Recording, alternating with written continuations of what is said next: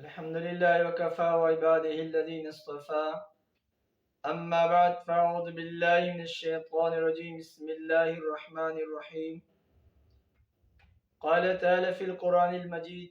وما أعطاكم الرسول فخذوه وما نهاكم عنه فانتهوا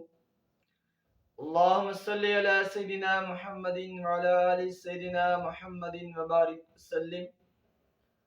اللہ جل شانہ کا فرمان مبارک ہے اللہ نبی علیہ السلام آپ کو جس چیز کا حکم فرمائے آپ اس چیز کو مضبوطی کے ساتھ پکڑیں اور جس چیز سے منع فرمائے اس سے آپ منع ہو جائیں۔ ابھی ہم نبی علیہ السلام کے آج سلسلہ نبی علیہ السلام مبارک کی زندگی اس کے حالات کیسے تھے ہم انشاءاللہ آج سے شروعات کرتے ہیں۔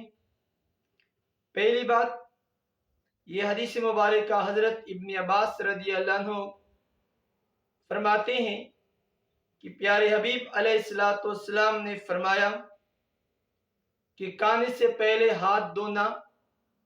اور بعد میں ہاتھ دھونا فقر کو دور کرتا ہے۔ تم چاہتے ہو میرے گھر کے اندر فقر ہے، غربت ہے، فقیری ہے، آپ اس طرح کر لیں، کھانے شروع کرنے سے پہلے بھی ہاتھ دھوئے اور بعد میں بھی دھوئے۔ اور حضرت انس رضی اللہ تعالیٰ عنہ سے روایت ہے اللہ کے حبیب علیہ السلام نے فرمایا جو چاہتا ہے کہ گھر میں خیر زیادہ ہو جائے وہ کھانے سے پہلے بھی ہاتھ دھوئے اور فراغت کے بعد بھی ہاتھ دھوئے، یعنی کھانے سے پہلے ہاتھ دھونا اور کھانے کے بعد فارغ ہو کر پھر بھی ہاتھ دھونا، گھر کے اندر خیر و برکت زیادہ ہو جائے گا۔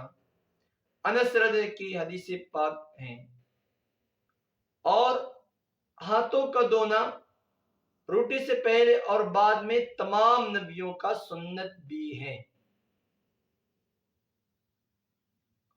اور اللہ کے حبیب علیہ السلام کا فرمان مبارک ہے کہ جو چاہتے ہیں کہ میرے گھر میں وسعت ہو جائے رزق کا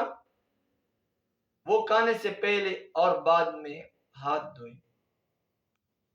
تینوں حدیث مبارکہ کا خلاصہ یہ نکلا کہ میں چاہتا ہوں میرے گھر کے اندر سے فقر دور ہو جائے،